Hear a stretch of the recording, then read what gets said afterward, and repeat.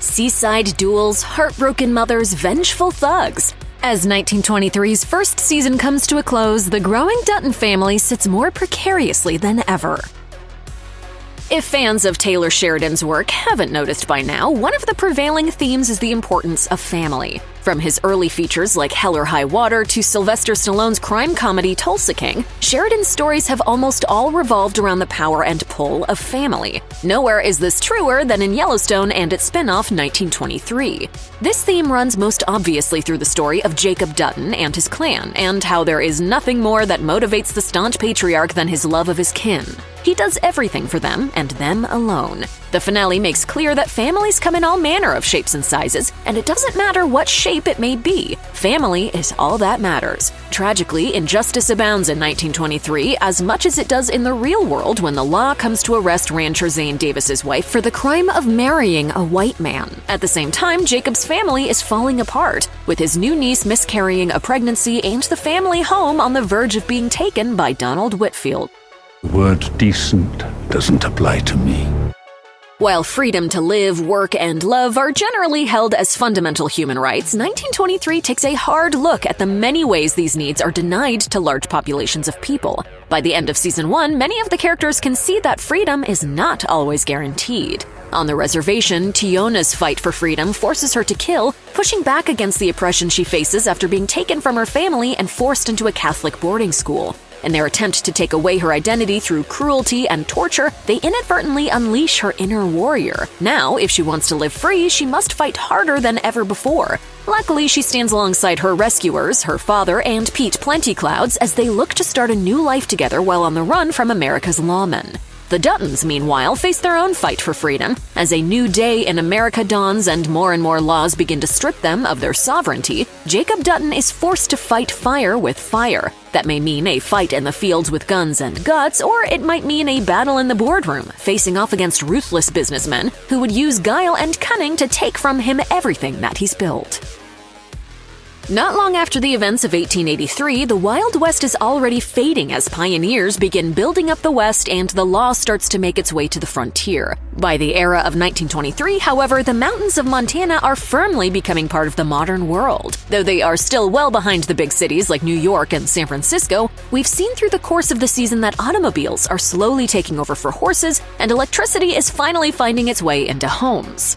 Jacob Dutton has been resistant to such change, though his wife Cara seems happy to have a washing machine to make her household chores easier. In the finale, we see the truest extent of modern changes, as horse hitchers in the city have been removed from the street to make way for automobile parking spaces, and new 20th century laws allow bankers and tycoons to take away a person's house and home through shady business deals. Jacob Dutton, a man born before the Civil War, is a remnant of an old world where problems were solved with a fist or a gun, and somewhat paradoxically, neighbors respected each other's livelihoods and cared for their community. Likewise, Tiona's people, who once roamed free and loved the land, now have modern American laws dictating their way of life. Change is inevitable, and if 1923 tells us anything, it's that while change can be good, it can also cause harm when controlled by the wrong people. I have compassion, but I have no mercy.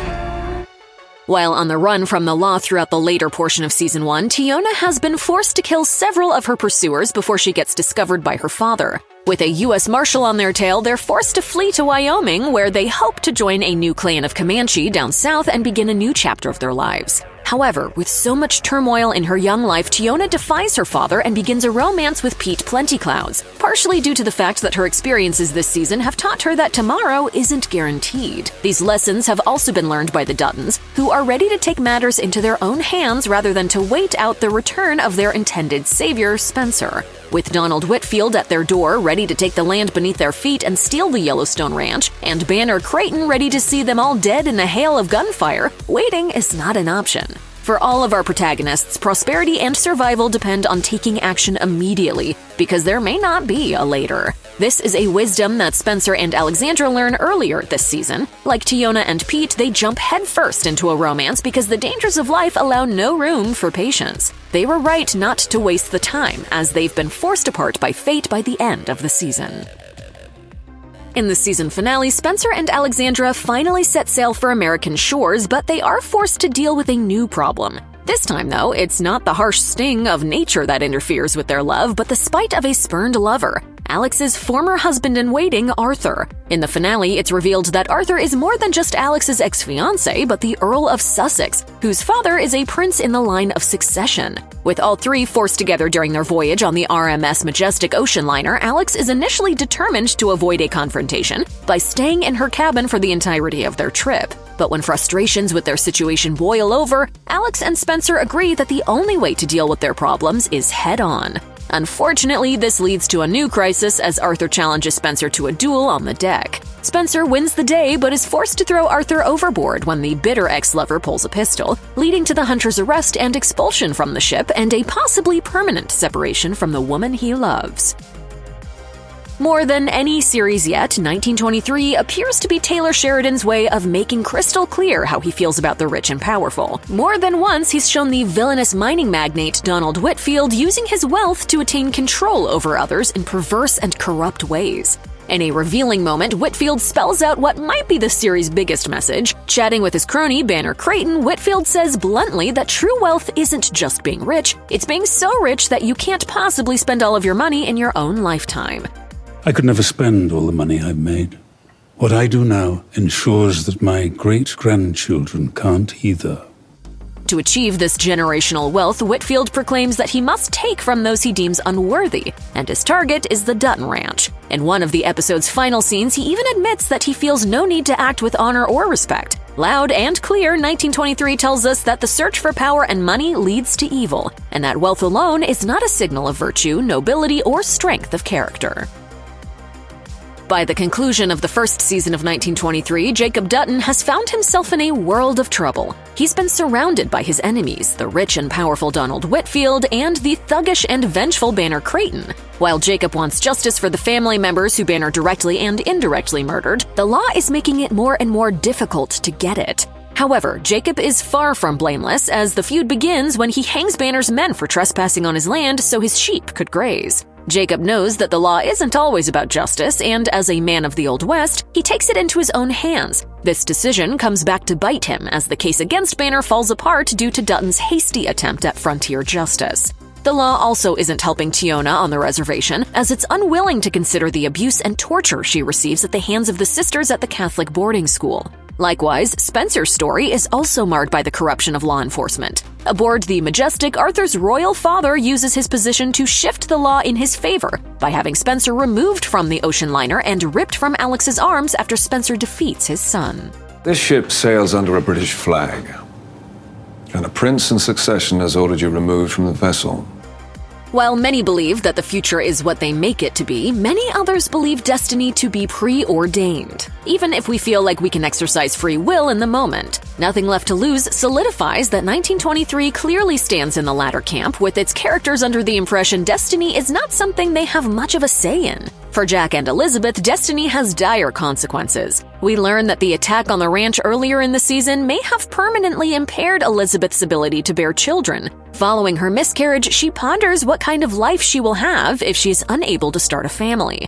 In response, Jack declares that if it's not their destiny to be parents, then they shall find out together what their destiny really is. He doesn't feel that he chose Elizabeth for his wife, but that destiny made the match, and he went along for the ride. He also wonders if perhaps their destiny is to raise someone else's children, orphans who need a home, just as his aunt Cara did when she and Jacob arrived in Montana after the death of James and Margaret Dutton left their children alone.